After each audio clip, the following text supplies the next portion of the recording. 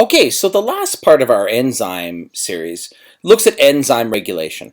You've already seen competitive and non-competitive inhibition. In competitive, the active site can be blocked. In non-competitive, the allosteric site on the back, for example, can be blocked. And either way, the enzyme's function is impaired. There's a third one that I wanted to look at, which is a feedback loop, where the product of the enzyme can inhibit the enzyme's function itself. So let's look at these three in a little bit more detail. So when we look at enzymatic reactions, of course, here's your enzyme and substrate coming together to form the enzyme-substrate complex. Very specific, and this is what we've come to expect by now. Now, this is a catalytic enzyme. For example, that could be the breakdown of lactose into glucose-galactose. Now, we did look at the two forms of inhibition. One of the forms, and I'll just move a little bit forward here, would be, there it is, when an inhibitor binds to something like the allosteric site or a portion of the enzyme itself. This is what lead or mercury will do, and it affects the active site, and it slows down production. Now, that inhibitor doesn't have to be long-term. It can be released from the enzyme, but that's one way of decreasing enzyme activity is with an inhibitor. So we've seen that one. This one is called non-competitive because it wasn't in the active site. Now, a competitive inhibitor like this prevents the enzyme from doing its work. The active site is blocked. Now, a good example of this is when you look at ethylene glycol. Ethylene glycol, there it is. When you look at ethylene glycol, this is popularly known as antifreeze.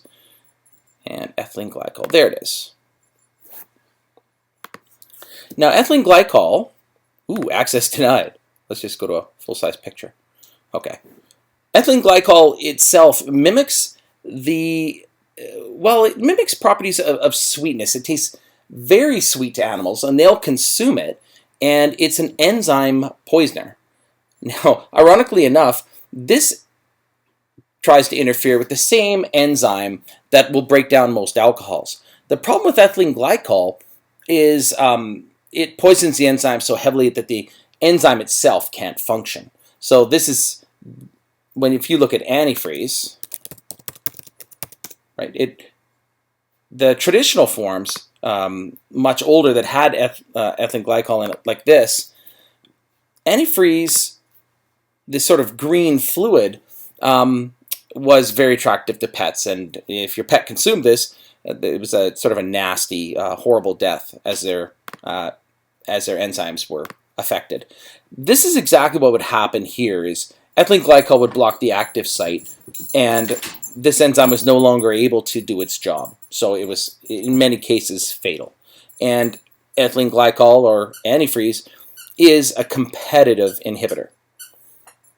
One of the ways to counter it, ironically enough, would be to give ethanol to your pet.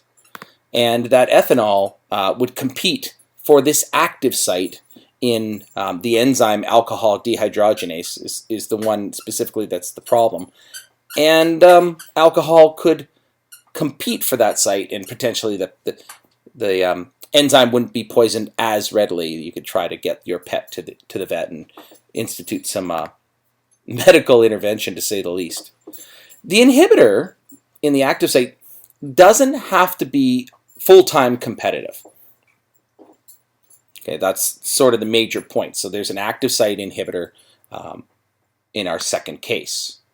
In the third case, we have something where the products themselves become inhibitors. So this is what we've come to expect. We expect this catalytic enzyme to do its job and to split up and produce our products. Maybe it's glucose, maybe it's galactose.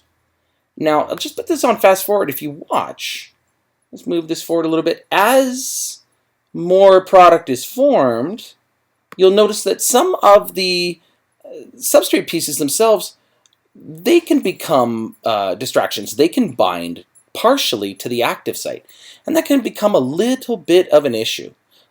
It slows down the rate of reaction, so just speed this up a bit. There we go. and one of the reactants is now interfering with the catalyst. And this is called feedback inhibition, where the chemical reaction is going on, but the chemical reaction is actually causing inhibition.